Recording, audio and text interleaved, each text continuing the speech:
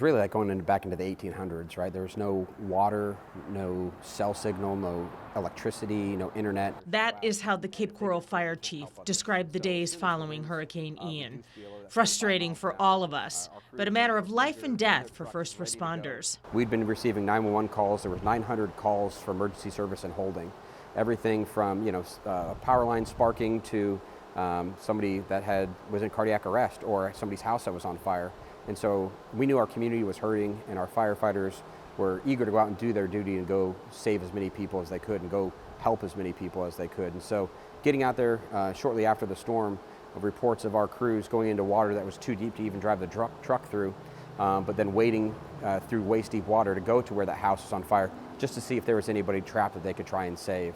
And it's lessons like that prompting the city of Cape Coral to revamp its communication systems if ever there is another storm like Ian.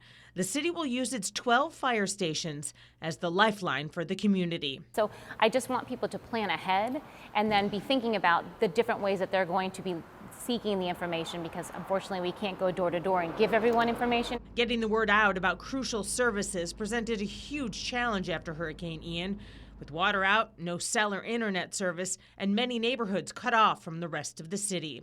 Everybody knows in their neighborhood where their fire station is. They know they can always go to a fire station for help.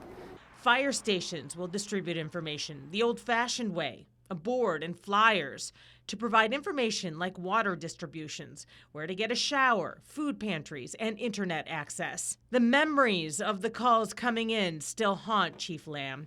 He wants you to remember one thing.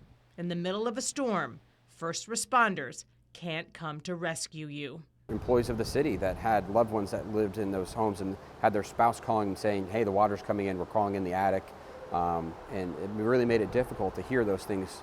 Friends of mine that were texting me during the storm of water's coming in the house.